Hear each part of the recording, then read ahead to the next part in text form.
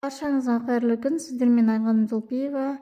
YouTube арнама қош келдіңіздер. Подписация батырмасын басып, жақындарыңызбен бөлісуді ұмытпаңыздар.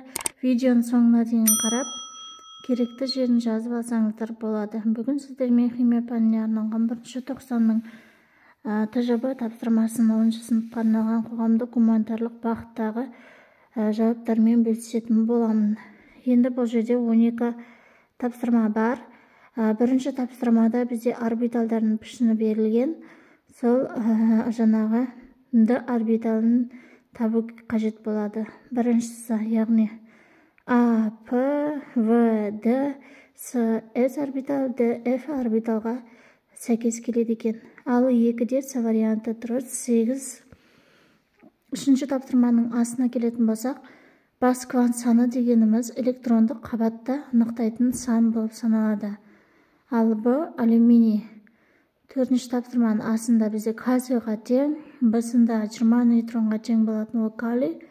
Калийдің электрондық конфигурациясы 1s2, 2s2, 2p6, 3s2, 3p6 болып, жаңағы 4s деп бөлініп, 4s2 болып есептенеді. Мына жерде кішкене көрмей қалған екен. Соңында 4s2 бар. Енді 5-ші тапсырмаға келетін болсақ, темірдің хлордың массалық үлесі берілген. Бұлардың жаңағы X, Y деп белгілеп аламыз. Темір X, хлор Y деп.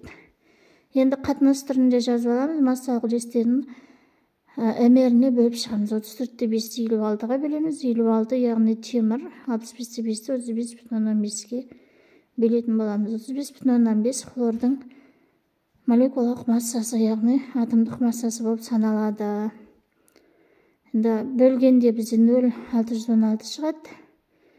65-те 5-те 35,5-ге бөлген кезде бізде болады 1,845. Енді қатынастар 1 мен 3-ке тең болады. Темір хлор 3 есептің жауабы. Келесі 6-шы тапсырмада бізде уран 238-де 92 деп жазып аламыз. Белгісіз затты табамыз. Яғни 238-ден 4-ті, гелийдегі 4-ті азайтқанда 234, 92-ден 2-ні азайтқанда 90. Яғни 234 пен 90-ға тең болатын бізде торий элементі түзіледі екен. 7-ші тапсырманың астында бізде жаңағы диаграмма берілген. Ол диаграмманы қазір жаңағы жеке диаграммасын көрсететін боламын. Бұл жерге жазған жоқпын. Ал Б тапсырмасында ядро заряды артады, атом радиусы кішірейеді. Ядро мен электрон арасында тартылыс күші күшейеді. Одан кейін бізде қазір 7-ші тапсырманың астына келейік.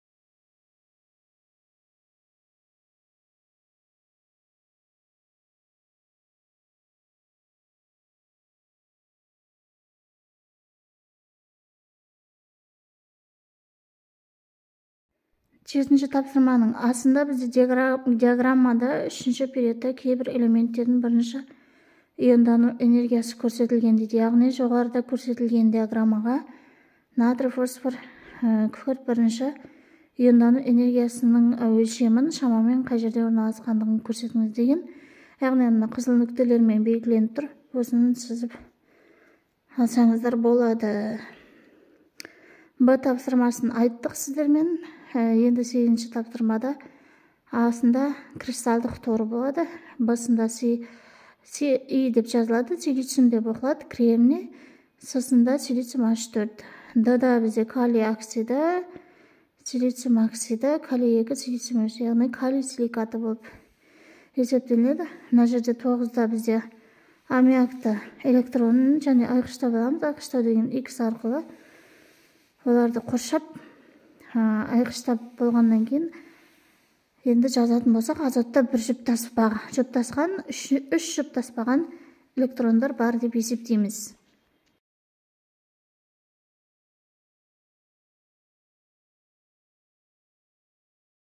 Енді бізде NH3 аммиакта 3 байланыс электроннан және 1 жұп электроннан тұрады.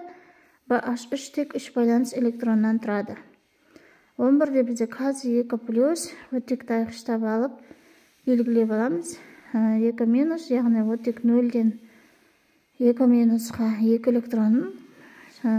электрон, ал кальций 0-ден 2+қа -2 электрон болып жазатын боламыз. Одан кейін бізде 12-де біз кесте толтырамыз. Бөлме температурасындағы агрегаттық күйі. Мен барлығын қысқарт жаздым. Натрийдің агрегаттық күйі қатты, натрий оксидкі қатты, кремний оксидкі қатты, күкірт оксидкі газ болып есептелінеді.